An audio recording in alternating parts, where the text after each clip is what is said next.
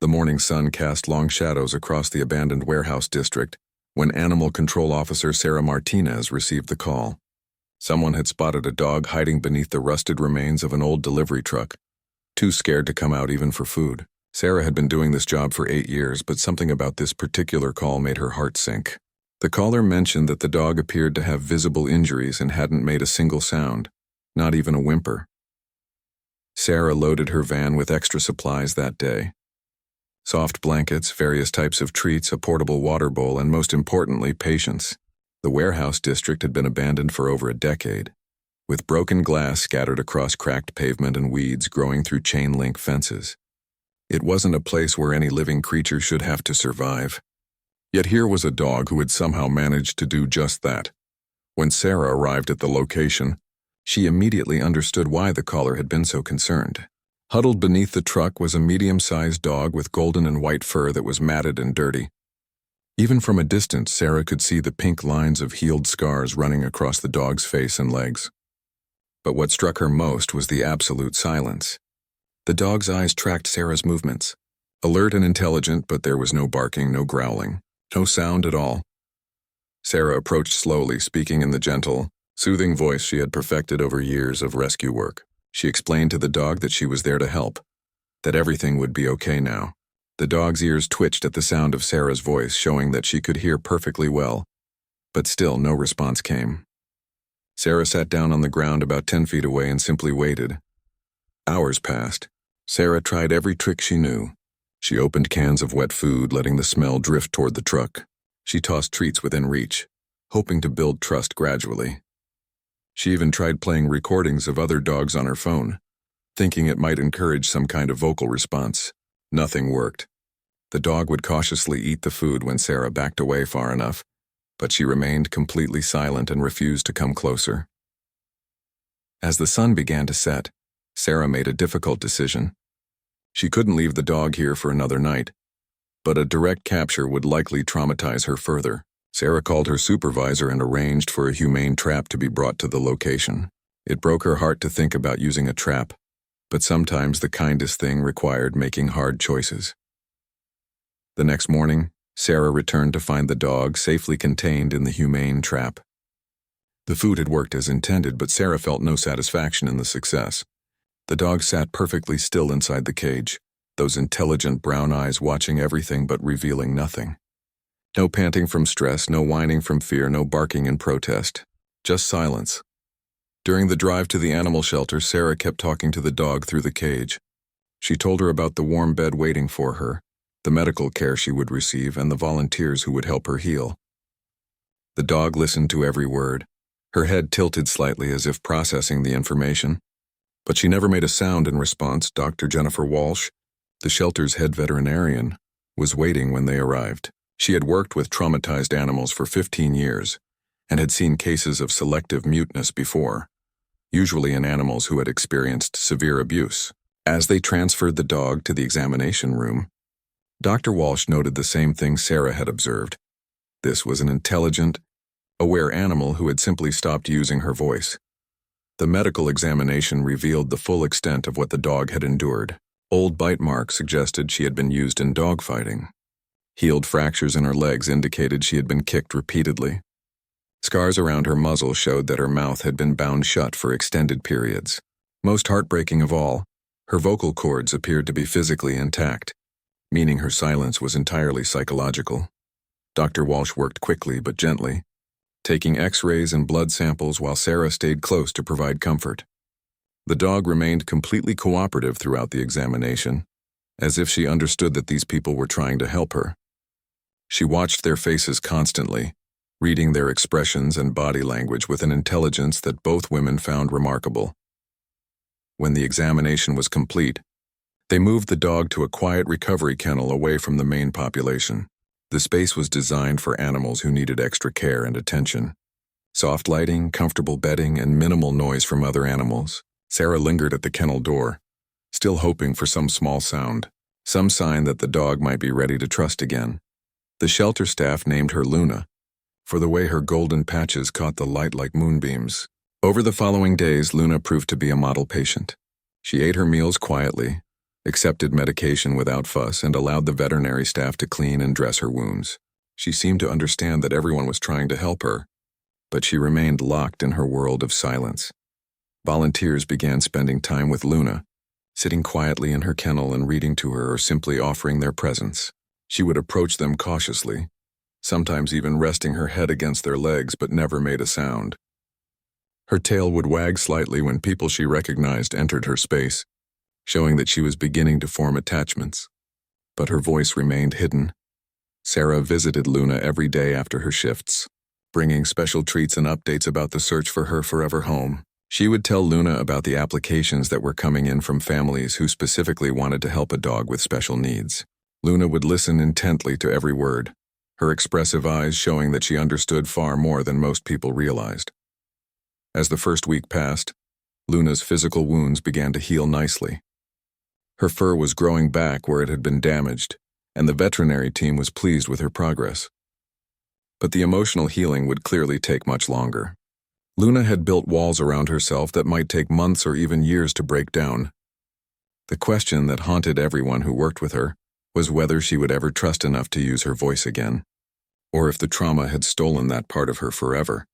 On the 7th day, as Sarah sat reading quietly in Luna's kennel, the dog did something unexpected.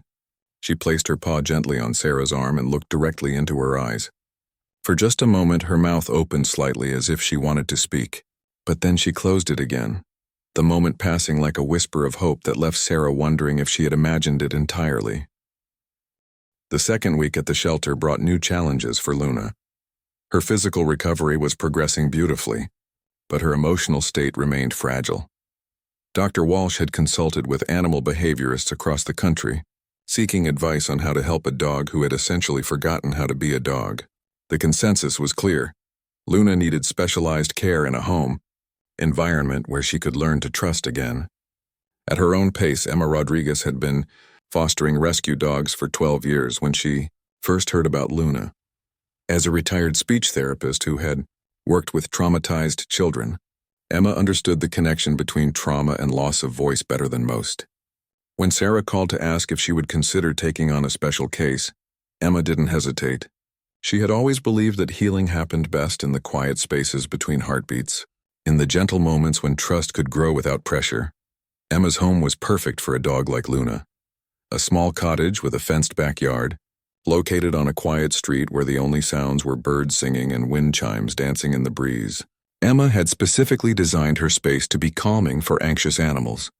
Soft colors, comfortable furniture, and plenty of natural light created an atmosphere of peace that seemed to wrap around visitors like a warm embrace. The day Luna arrived at Emma's house, she explored every corner with careful precision. Her nose worked overtime, cataloging new scents and trying to understand this unfamiliar environment. Emma watched from a distance, giving Luna space to investigate, while quietly narrating what she was doing. This technique, borrowed from her work with children, helped create a sense of safety and predictability.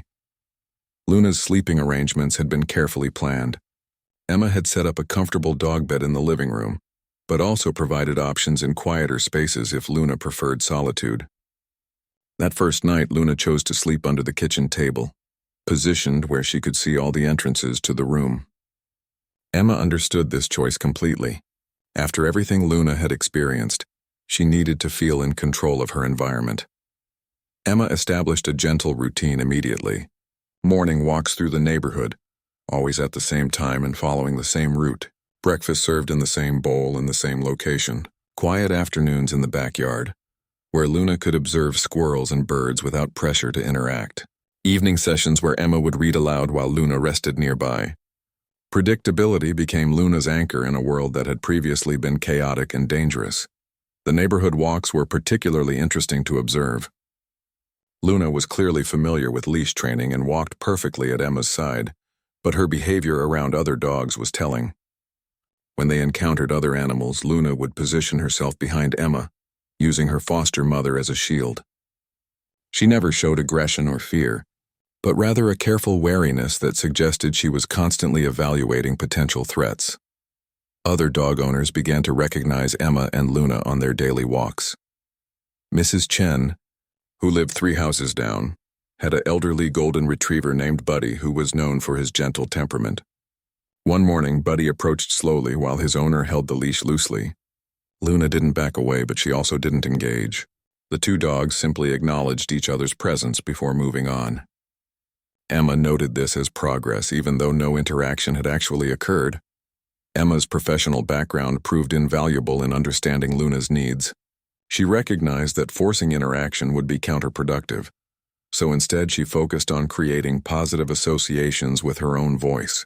Throughout the day, Emma provided a gentle commentary on their activities. She would announce when she was preparing meals, describe the weather during their walks, and share stories about her day. Luna listened to everything with obvious interest, but remained locked in her silence. The breakthrough moment came during their second week together, on a particularly quiet Tuesday afternoon. Emma was reading in the living room while Luna dozed nearby when a sudden thunderstorm rolled through the area. The first crack of thunder was sharp and unexpected, causing Luna to startle awake. Emma immediately began speaking in soothing tones, explaining that it was just weather and that they were safe inside. As the storm intensified, Luna moved closer to Emma's chair. Not quite touching, but clearly seeking comfort from her presence, Emma continued reading aloud, her voice steady and calm despite the chaos outside. When lightning flashed particularly bright, followed by an especially loud rumble of thunder, something extraordinary happened. Luna's mouth opened, and for the briefest moment a tiny whimper escaped. The sound was so quiet that Emma almost missed it. But Luna had heard herself, and the shock was visible in her eyes. She looked at Emma as if seeking confirmation that the sound had really happened, that she had actually found her voice again, even for just an instant. Emma's heart raced with excitement, but she forced herself to remain calm and continue reading as if nothing unusual had occurred. That evening, Emma called Sarah to report the breakthrough. Both women understood the significance of that tiny whimper. It proved that Luna's voice wasn't permanently lost, just hidden behind walls of trauma and fear. The challenge now would be helping her feel safe enough to use it again, to rediscover the confidence that had been stolen from her. Emma began incorporating new elements into their routine, designed to encourage vocal expression. She would ask Luna simple questions, always in the same gentle tone, and then wait patiently for any response. She started playing classical music during their afternoon quiet time, hoping that melodic sounds might inspire Luna to vocalize. She even tried singing softly while preparing meals, creating an atmosphere where sound was welcome and encouraged. Luna's body language began to change subtly during this period. Her tail wagged more frequently, though still quietly. She started following Emma around the house, staying close but not clinging.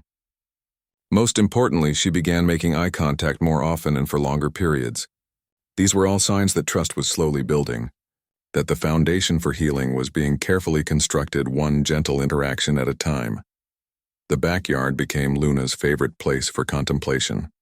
She would spend hours watching birds at the feeder Emma had installed, her head tilted in concentration as if she was studying their songs. Emma wondered if Luna was remembering what it felt like to use her voice, if the bird songs were awakening something deep inside her that had been dormant for too long. By the end of the second week, Luna had begun showing signs of playfulness. Nothing dramatic, but small moments that revealed glimpses of the dog she might have been before trauma changed her world. She would gently mouth her toys, carry them from room to room, and occasionally engage in brief games of gentle tug-of-war with Emma. Each of these behaviors represented progress, steps toward reclaiming the joy that every dog deserved to experience. Emma documented everything in a journal, knowing that Luna's journey could provide valuable insights for helping other traumatized animals. She photographed the small moments of progress, recorded observations about Luna's preferences and fears, and tracked the gradual changes in her behavior. This wasn't just about healing one dog. It was about understanding how to help others who had suffered similar trauma. As they settled into their third week together, Emma felt cautiously optimistic about Luna's progress. The foundation of trust was solidifying, and Luna was beginning to show signs that she was ready to take the next steps in her healing journey. The question remained whether she would find the courage to fully reclaim her voice, or if she would always carry the silence as a protective shield against a world that had once been so cruel. The third week marked a turning point in Luna's recovery that no one could have predicted. Emma had been documenting every small change in Luna's behavior, but she wasn't prepared for what happened on a seemingly ordinary Wednesday morning. As they prepared for their daily walk, Emma was gathering Luna's leash when she accidentally knocked over a ceramic vase. The crash startled both of them, but what happened next changed everything. Luna's immediate response was to position herself between Emma and the broken pieces, as if protecting her from potential danger. But then, in a moment that took Emma's breath away, Luna looked directly at her and made a soft huffing sound. It wasn't quite a bark, but it was definitely intentional communication. Emma stood frozen, afraid that moving too quickly might break the spell of this incredible breakthrough. The significance of this moment extended far beyond the simple sound Luna had made. For the first time since her rescue, she had chosen to use her voice not out of fear or pain, but out of concern for another being. This represented a fundamental shift in her understanding of relationships and her place in the world. Emma knelt down slowly and whispered her thanks to Luna, acknowledging the gift she had just received. Dr. Walsh had warned Emma that recovery from psychological trauma rarely followed a straight line. Some days would show remarkable progress, while others might seem like steps backward. This proved true over the following days as Luna retreated somewhat after her vocal breakthrough. She became more cautious again, as if she had surprised herself with her own boldness and needed time to process what had happened. Emma adjusted her approach accordingly, pulling back slightly on her encouragement and allowing Luna to set the pace for further progress. She continued their established routines but added new elements designed to build Luna's confidence gradually. Interactive puzzle toys that rewarded problem-solving appeared around the house. Training sessions focused on basic commands, using hand signals rather than expecting vocal responses, but always celebrating even the smallest successes. The neighborhood walks took on new meaning during this period. Luna began showing more interest in her surroundings, investigating interesting scents and occasionally approaching other dogs with less wariness. Mrs. Chen's golden retriever Buddy became a regular part of their morning routine, as the two dogs developed a comfortable understanding that required no words but spoke volumes about Luna's growing confidence. Emma noticed that Luna was particularly responsive to music during this time. Classical pieces with gentle melodies would cause her ears to perk up and her head to tilt in concentration.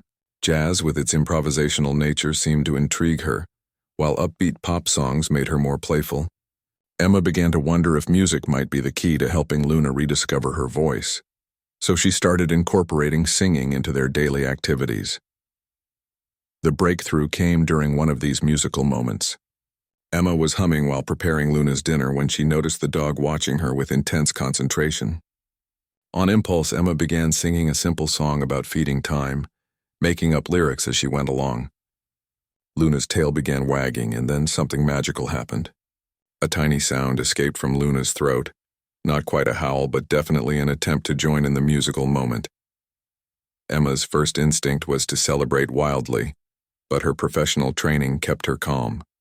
Instead, she continued singing softly and watched as Luna worked up the courage to make another sound.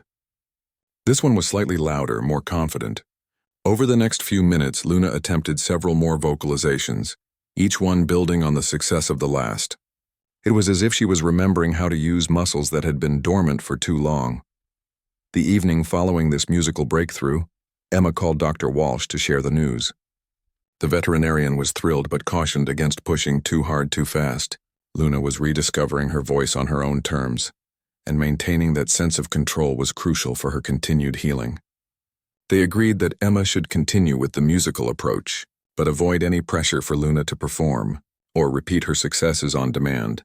Luna's behavior in the following days showed clear signs of internal processing. She would often sit quietly and watch Emma's mouth when she spoke, as if studying the mechanics of sound production. Sometimes she would open her own mouth silently, practicing the motions without making noise.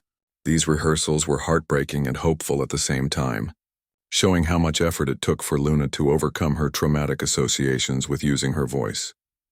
The backyard continued to serve as Luna's sanctuary for processing these new experiences. She had claimed a spot under the old oak tree where she could observe the entire yard while feeling securely hidden. Emma would often find her there in the afternoons, lying quietly but alert, watching birds and squirrels with the intensity of a scholar studying important texts. These observation periods seemed to be crucial for Luna's healing process. Emma began introducing new challenges designed to build Luna's confidence in communication. She would hide treats around the house and encourage Luna to tell her when she found them.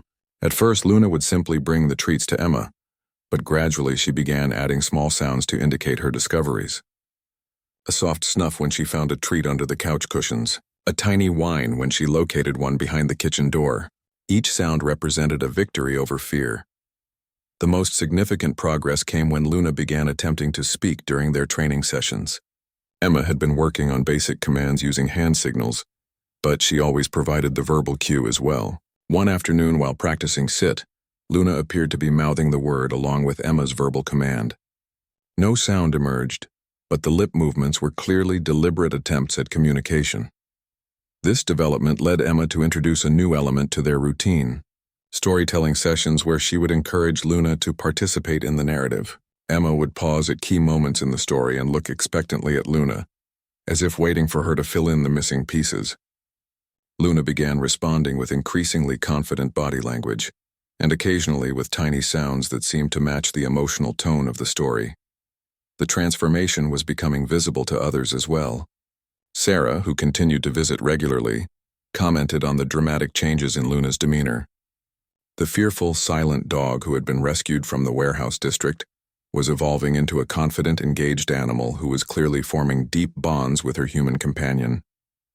While she still had far to go in her recovery, the foundation for a complete healing was clearly being established. As the third week drew to a close, Emma reflected on the remarkable journey they had shared so far.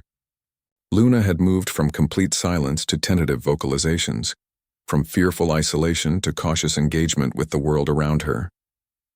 The path ahead was still uncertain, but the progress made so far provided hope that Luna would eventually reclaim not just her voice, but her joy in living. Emma's journal entries from this period captured the profound nature of witnessing Luna's transformation. Each small step forward represented a victory over trauma, a choice to trust again despite past betrayals. The relationship between human and dog was becoming something deeper than foster care. It was becoming a partnership in healing that would benefit both of them in ways they were only beginning to understand.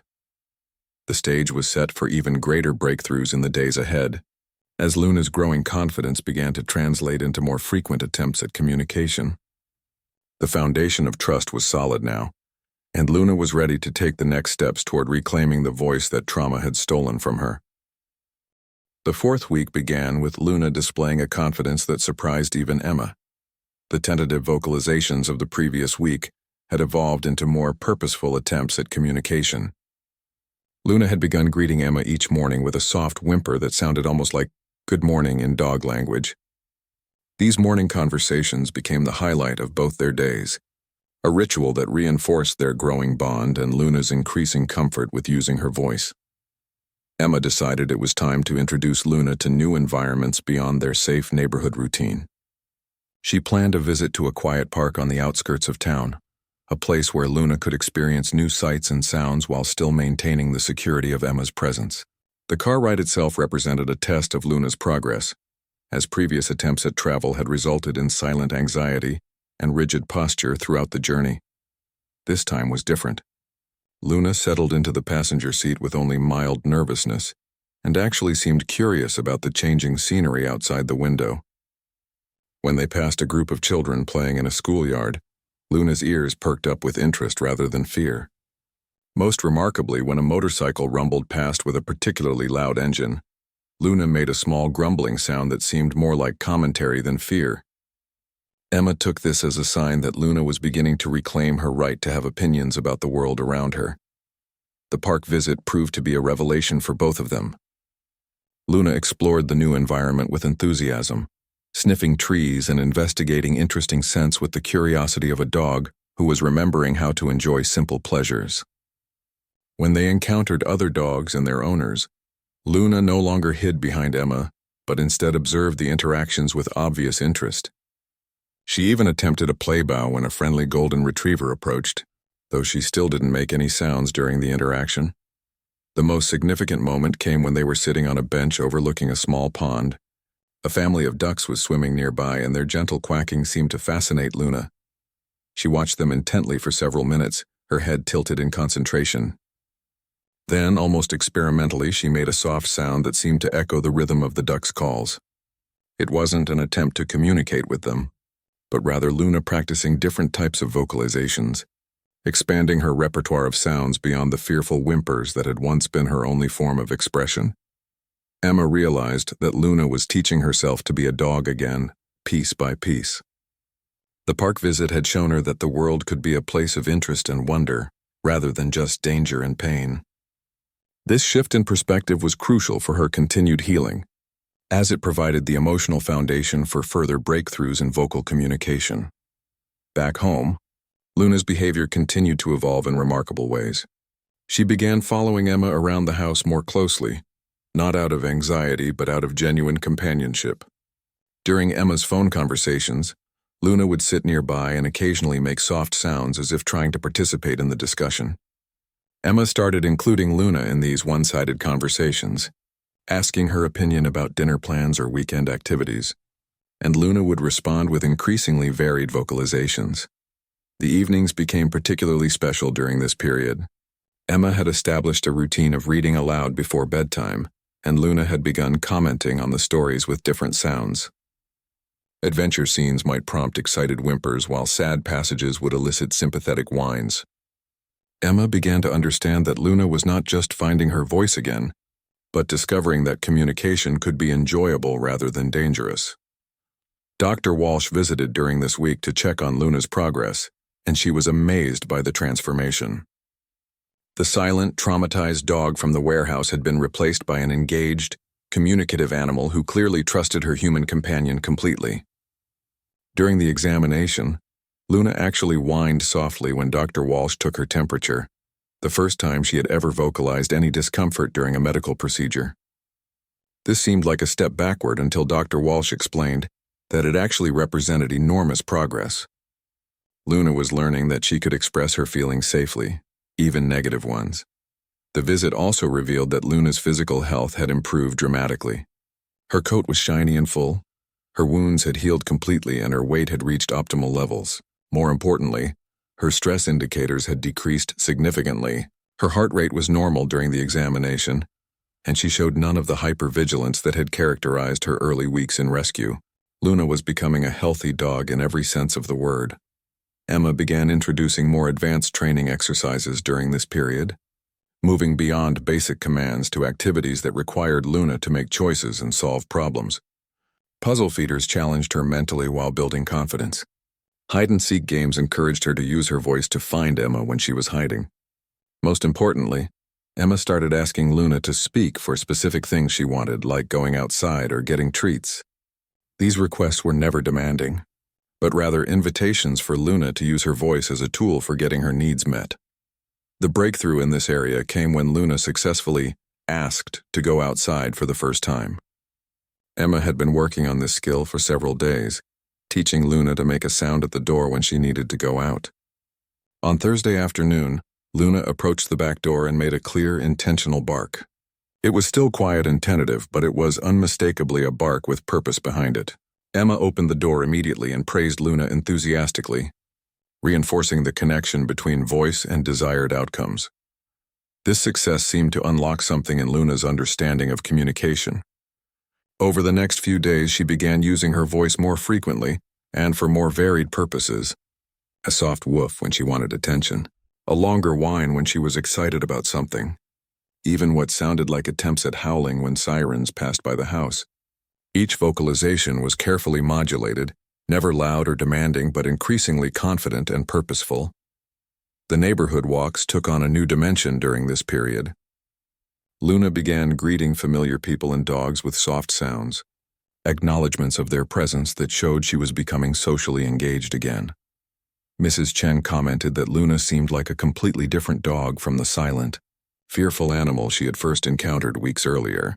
Buddy, the golden retriever, had become Luna's first real friend, and the two dogs had developed a communication style that included gentle vocalizations, along with body language.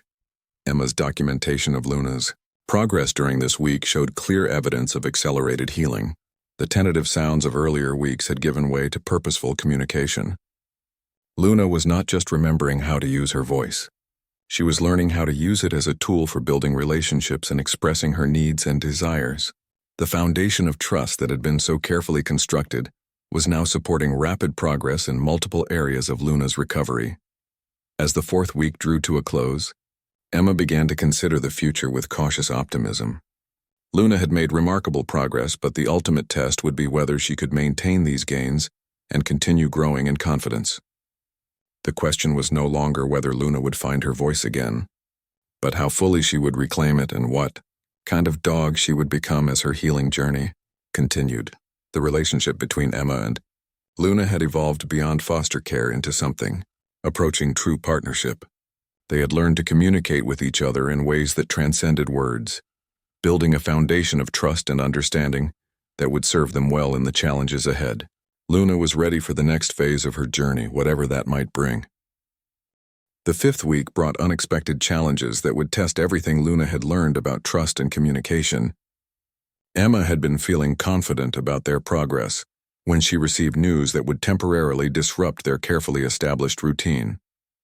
Her elderly mother had fallen and needed assistance, requiring Emma to travel out of state for several days. The timing couldn't have been worse, as Luna was just beginning to flourish in their stable environment. Sarah offered to take Luna back to the shelter temporarily, but Emma worried that such a significant change might undo weeks of progress. Instead, they arranged for Luna to stay with Emma's neighbor, Mrs. Patterson, a retired teacher who had been following Luna's recovery with great interest. Mrs. Patterson had extensive experience with animals and understood the delicate nature of Luna's healing process. More importantly, Luna had met her several times during their neighborhood walks and seemed comfortable in her presence. The transition period revealed just how much Luna had grown in confidence and adaptability. When Emma explained that she would be going away for a few days but would return, Luna seemed to understand the temporary nature of the separation. She didn't retreat into fearful silence as she might have weeks earlier. Instead, she made soft whimpering sounds that seemed to express concern rather than panic. This ability to vocalize her emotions, even difficult ones, represented enormous progress from the silent dog, who had been too traumatized to make any sound at all. Mrs. Patterson's house was similar enough to Emma's to provide comfort, but different enough to challenge Luna's growing confidence. The first day was marked by careful exploration as Luna investigated new scents and layouts. Mrs. Patterson wisely gave her plenty of space while maintaining the routines Emma had established. Morning walks at the same time, meals served in familiar bowls that Emma had provided, and quiet reading time in the afternoon.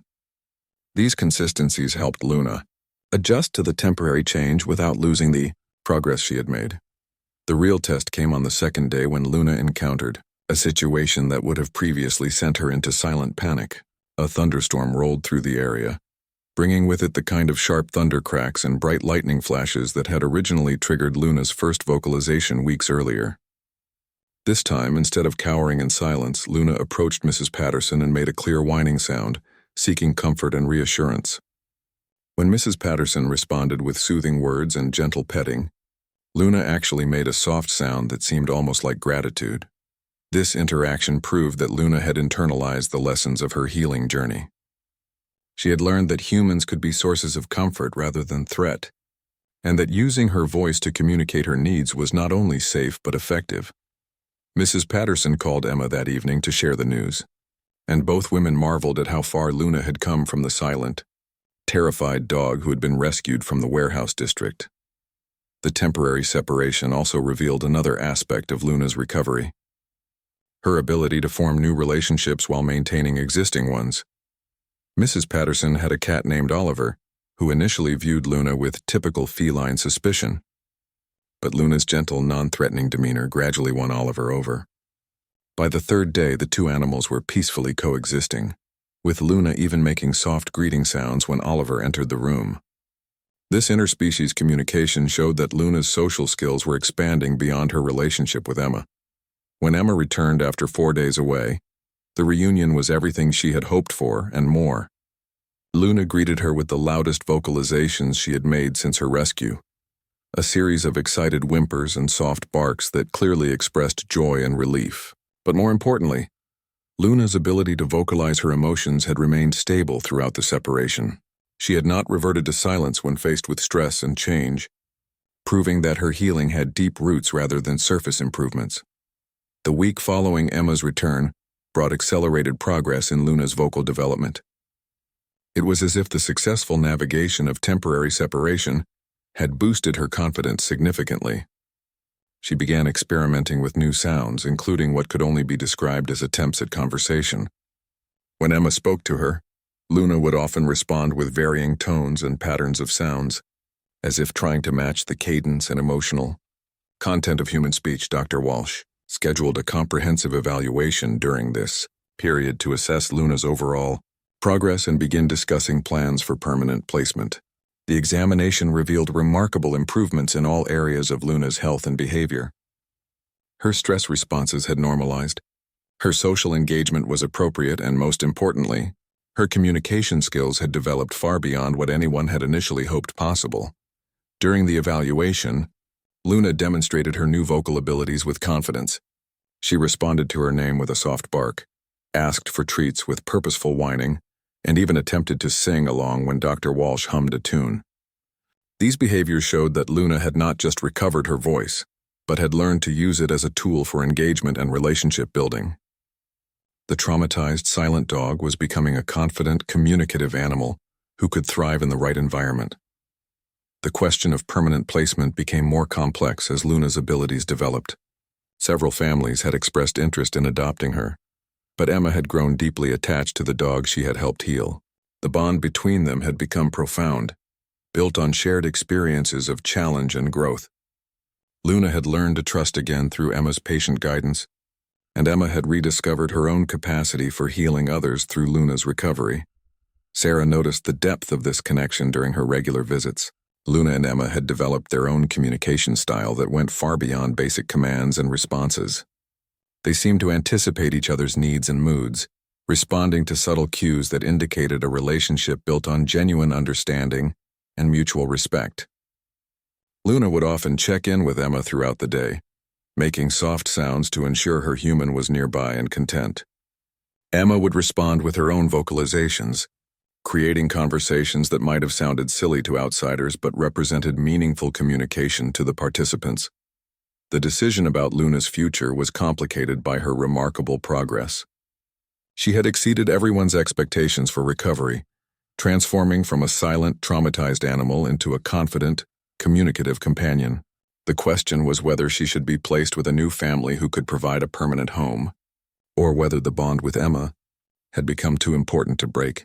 Emma found herself torn between her role as a foster volunteer and her growing attachment to Luna. She had always prided herself on being able to help dogs heal and then let them go to their forever families. But Luna's case was different. The depth of trust and communication they had developed seemed irreplaceable, and Emma worried that transferring Luna to another home might disrupt her continued progress. The breakthrough that helped clarify the situation came during a routine evening at home. Emma was preparing dinner when she accidentally cut her finger while chopping vegetables. The injury wasn't serious, but it was bleeding enough to require immediate attention. As Emma moved quickly to the sink to wash the cut, Luna responded in a way that surprised everyone who later heard the story. Luna began barking with clear urgency, a series of sharp, purposeful sounds that were completely different from her usual gentle vocalizations. When Emma looked down, she realized that Luna was trying to alert her to something important. Following Luna's gaze, Emma saw that she had been dripping blood on the floor without realizing it. Luna's barks continued until Emma took care of the wound and cleaned up the blood, at which point she settled down and made soft, worried sounds while staying close to Emma's side. This incident revealed that Luna had not just recovered her voice, but had learned to use it in service of others. She had become protective and caring, willing to use her hard-won vocal abilities to help someone she loved. The behavior showed a level of emotional intelligence and social awareness that indicated complete recovery from her trauma. Luna was no longer just surviving. She was thriving and contributing to the relationship in meaningful ways. Emma called Sarah that evening to discuss what had happened and what it might mean for Luna's future. Both women recognized that Luna had reached a milestone that few severely traumatized animals ever achieve. She had not only healed from her past abuse but had developed into a confident, caring companion who could form deep bonds and contribute positively to relationships. The question of placement took on new urgency as they realized that Luna was ready for a permanent home where her remarkable abilities could continue to flourish. The week ended with Luna demonstrating new levels of vocal communication. She had developed different types of barks for different situations, a soft woof for greetings, a sharper bark for alerts, and a musical whine for requests. She had also begun talking to Emma in extended conversations, making varied sounds that seemed to follow the patterns of human speech. These conversations typically occurred during their evening routine, when Luna would settle beside Emma's chair and engage in what could only be described as discussions about. Emma's journal entries from this period captured the profound transformation that had occurred. Luna had evolved from a silent victim of abuse into a confident, communicative partner who could express her needs, emotions, and concerns with remarkable clarity. The healing journey had taken both of them to places they hadn't expected, creating a bond that transcended the typical foster relationship. As the fifth week drew to a close, Emma faced a decision that would shape both their futures. Luna had proven that she could adapt to new situations while maintaining her progress, but she had also shown that her deepest connections were formed through patient, consistent relationships built over time. The question was whether Emma could bear to let Luna go to another family, or whether their bond had become too precious to break. The answer would come in the days ahead, as Emma wrestled with her professional obligations and personal feelings. Luna's recovery had been so successful that it had created its own challenges, forcing everyone involved to reconsider what forever home really meant for a dog who had overcome such tremendous obstacles to find her voice again. The sixth week began with Emma facing the most difficult decision of her fostering career. Luna had become more than a rescue dog. She had become family. The bond they shared went beyond the typical relationship between foster parent and temporary charge. Luna had learned to trust again through Emma's patient guidance, and Emma had rediscovered her own capacity for deep connection through Luna's remarkable recovery. The question was no longer whether Luna was ready for adoption, but whether either of them was ready to separate. Sarah arrived on Monday morning to discuss Luna's future with a folder full of adoption applications. Families from across the region had heard about Luna's story and wanted to provide her with a permanent home. Each application represented people who understood the special needs of a formerly traumatized dog and were willing to continue the work Emma had started. On paper, several of these families seemed perfect for Luna's continued growth and development. As Sarah spread the applications across Emma's kitchen table, Luna positioned herself between the two women, listening to their conversation with obvious interest. When Sarah began reading details from the applications aloud, Luna made soft sounds that seemed almost like commentary. Emma noticed that Luna's ears perked up at mentions of children, seemed interested in descriptions of large yards, but appeared most attentive when Sarah discussed families with experience in animal rehabilitation. The first family they discussed in detail was the Johnsons, a couple with 2 teenage children and extensive experience with rescue dogs. They lived on a small farm outside the city, with plenty of space for Luna to explore and other dogs for companionship.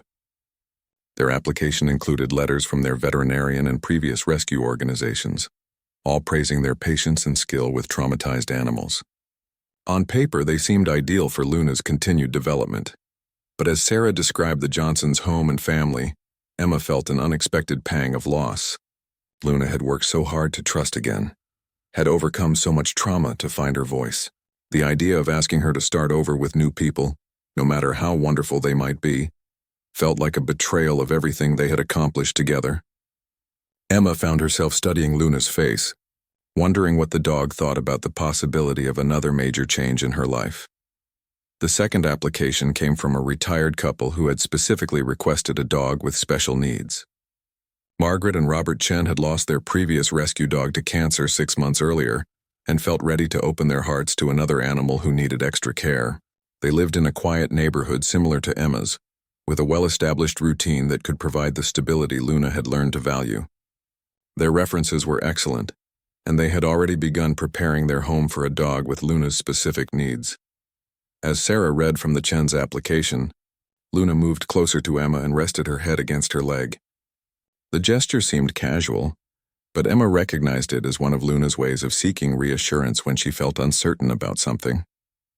Luna had developed this behavior during her early weeks of recovery, and its reappearance now suggested that she was picking up on the emotional undercurrents of the conversation about her future. The third family represented something entirely different. The Hendersons were a young couple with a toddler who had grown up with dogs and specifically wanted to adopt a rescue animal to teach their child about compassion and responsibility. They had a medium-sized yard, lived in a family-friendly neighborhood, and had already established relationships with local veterinarians and dog training professionals. Their enthusiasm was evident in every line of their application, but as Emma considered each family, she realized that her hesitation wasn't really about their qualifications or suitability. For Luna, each of these families could probably provide excellent homes for a dog who needed continued healing and growth. Her reluctance stemmed from something deeper, the recognition that Luna had become an integral part of her own life, filling spaces she hadn't even realized were empty. Sarah seemed to sense Emma's internal struggle and suggested they take a break from reviewing applications to observe Luna's current behavior. They moved to the backyard where Luna could demonstrate the full range of skills and confidence she had developed over the past weeks. What they witnessed was a dog who had not just recovered from trauma, but had blossomed into a confident, communicative companion. Luna greeted them at the door with her characteristic soft bark, a sound that had evolved from tentative whimpers into purposeful communication. She led them to her favorite spot under the oak tree, where she had spent so many hours processing her healing journey. From this vantage point, she demonstrated her new vocal repertoire, calling to birds in the trees, commenting on neighborhood sounds, and engaging Emma in their familiar conversational exchanges. Sarah was amazed by the transformation. The silent, fearful dog she had rescued from the warehouse district had been replaced by an animal who used her voice confidently and purposefully. Luna's communication skills had developed far beyond basic needs expressions. She was now capable of nuanced emotional expression and social interaction. This level of recovery was rare in cases of severe trauma, and it raised important questions about what would be best for Luna's continued development. As they watched Luna interact with her environment, Sarah made an observation that changed the entire conversation. Luna's most sophisticated vocalizations occurred when she was communicating with Emma. With Sarah, she was friendly and responsive, but the complex conversations and emotional expressions were reserved for the human who had guided her through her healing journey. This suggested that Luna had formed a primary attachment that might be difficult to replicate with a new family. The afternoon brought an unexpected test of Luna's adaptability and Emma's attachment. Dr. Walsh arrived for a scheduled checkup, bringing with her a colleague who specialized in animal behavior assessment. Dr. Martinez had worked with traumatized animals for over 20 years and had agreed to evaluate Luna's readiness for placement and provide recommendations about her ideal living situation. Dr. Martinez spent 2 hours observing Luna in various situations, testing her responses to new people, unexpected sounds, and changes in routine. Luna performed beautifully, demonstrating confidence, appropriate social behavior, and remarkable communication skills. But Dr. Martinez noted the same pattern Sarah had observed. Luna's most sophisticated behaviors occurred when Emma was present and engaged. The evaluation revealed something that everyone had sensed but hadn't articulated. Luna had formed a secure attachment with Emma that served as the foundation for all her other social interactions. This attachment wasn't dependency or neediness, but rather the kind of primary bond that allowed her to explore the world confidently, knowing she had a safe base to return to.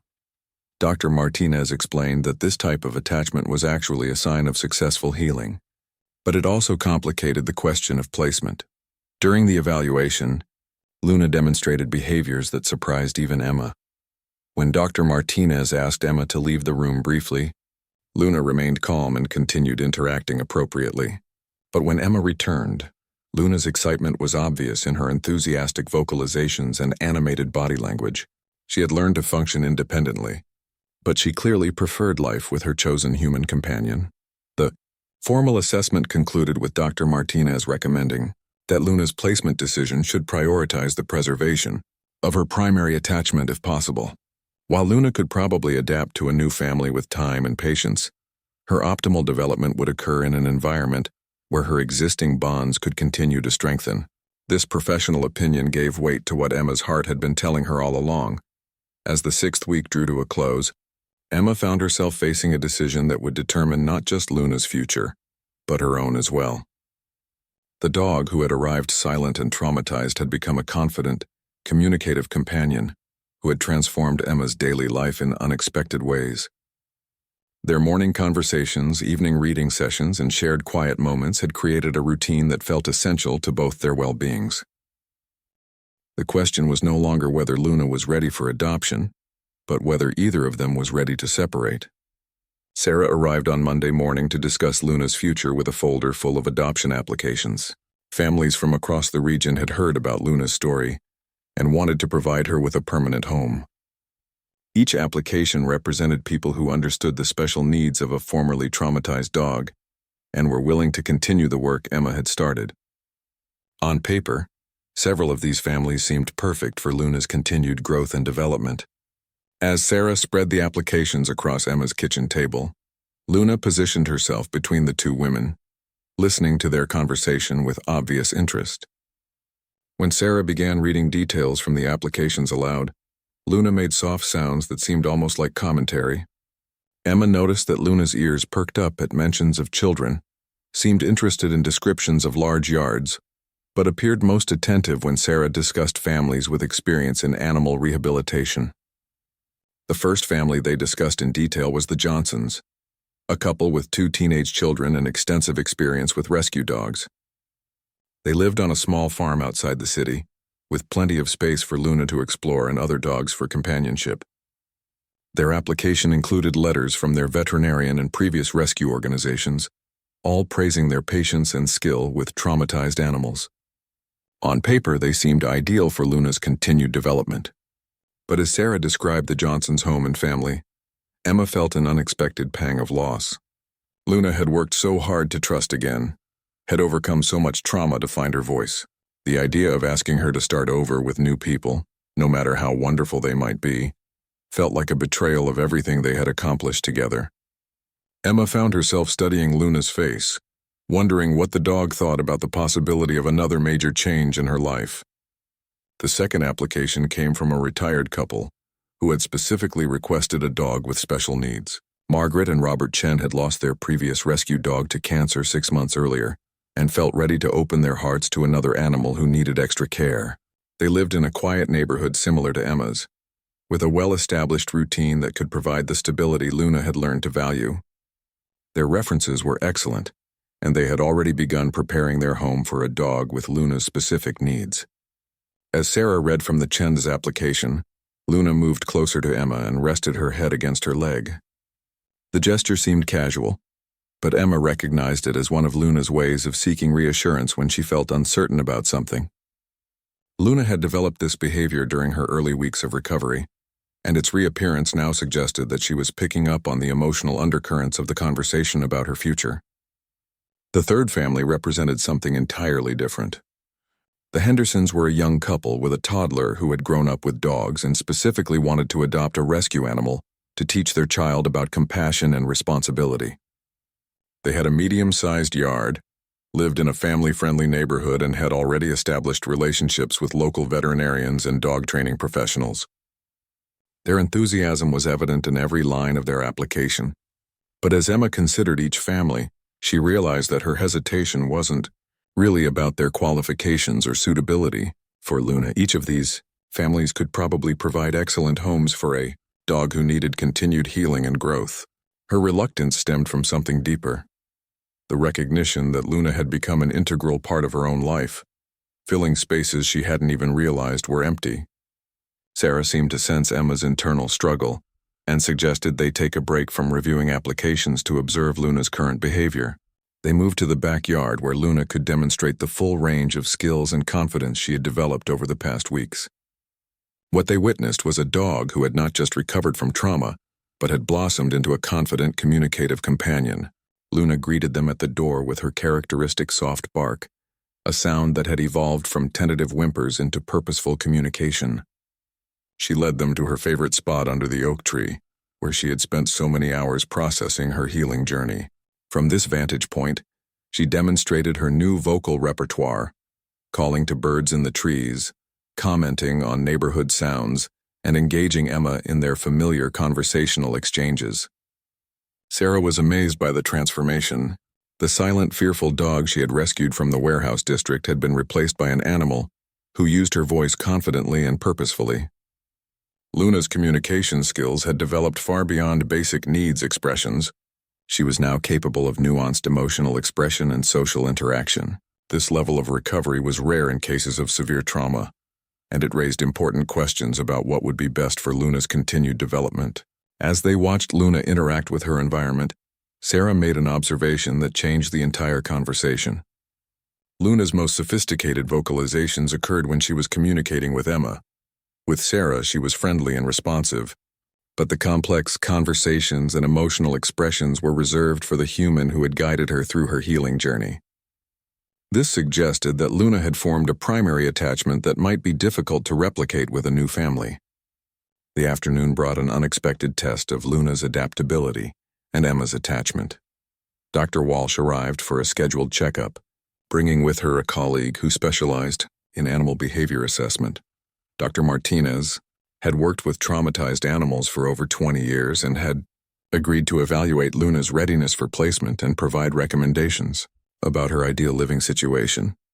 Dr. Martinez spent 2 hours observing Luna in various situations, testing her responses to new people, unexpected sounds, and changes in routine. Luna performed beautifully, demonstrating confidence, appropriate social behavior, and remarkable communication skills.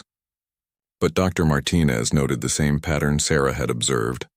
Luna's most sophisticated behaviors occurred when Emma was present and engaged. The evaluation revealed something that everyone had sensed but hadn't articulated. Luna had formed a secure attachment with Emma that served as the foundation for all her other social interactions. This attachment wasn't dependency or neediness, but rather the kind of primary bond that allowed her to explore the world confidently, knowing she had a safe base to return to. Dr. Martinez explained that this type of attachment was actually a sign of successful healing, but it also complicated the question of placement. During the evaluation, Luna demonstrated behaviors that surprised even Emma. When Dr. Martinez asked Emma to leave the room briefly, Luna remained calm and continued interacting appropriately. But when Emma returned, Luna's excitement was obvious in her enthusiastic vocalizations and animated body language. She had learned to function independently, but she clearly preferred life with her chosen human companion. The formal assessment concluded with Dr. Martinez recommending that Luna's placement decision should prioritize the preservation of her primary attachment if possible. While Luna could probably adapt to a new family with time and patience, her optimal development would occur in an environment where her existing bonds could continue to strengthen. This professional opinion gave weight to what Emma's heart had been telling her all along. As the 6th week drew to a close, Emma found herself facing a decision that would determine not just Luna's future, but her own as well. The dog who had arrived silent and traumatized had become a confident, communicative companion who had transformed Emma's daily life in unexpected ways. Their morning conversations, evening reading sessions, and shared quiet moments had created a routine that felt essential to both their well-beings. The question was no longer whether Luna was ready for adoption, but whether Emma was ready to admit that the adoption had already occurred in everything but legal paperwork. Luna had found her voice, her confidence, and her forever home all in the same place. The only thing left was for Emma to find the courage to make it official. The 7th week arrived with a clarity that surprised Emma. The decision she had been struggling with suddenly seemed obvious, as if Luna herself had been patiently waiting for her human to catch up with what both their hearts already knew. The morning began like so many others, with Luna's gentle wake-up sounds and their familiar conversation over breakfast, but something felt different. There was a sense of completion in the air, as if a story that had begun in trauma and silence was finally ready for its happy ending. Emma called Sarah before her morning coffee had finished brewing. The words came easily once she started speaking, flowing from a place of certainty she hadn't felt in weeks.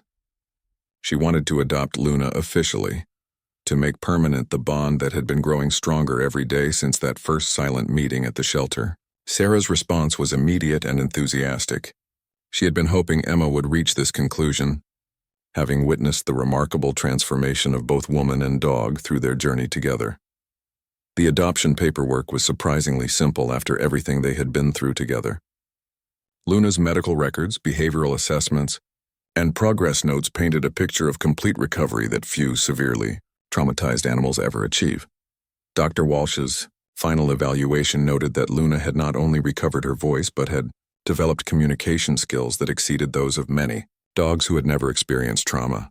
Her ability to express emotions, needs, and even preferences through varied vocalizations was remarkable. As Emma signed the adoption papers, Luna sat beside her chair and made the soft humming sound she had developed for moments of contentment. It was as if she understood the significance of what was happening, that the uncertainty about her future was finally resolved. When Sarah handed Emma the official adoption certificate, Luna barked once, clearly and confidently, as if adding her own signature to the proceedings. The celebration that followed was everything Emma had hoped it would be. Friends and neighbors who had followed Luna's recovery story came by to congratulate them, both. Mrs. Patterson brought homemade dog treats that she had been saving for this occasion.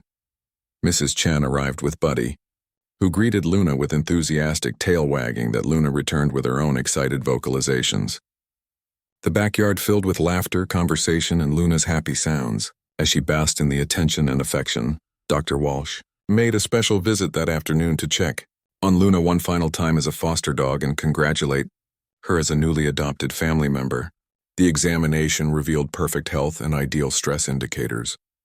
Luna's weight was optimal, her coat was glossy and full, and her behavior showed all the signs of a confident, well-adjusted dog.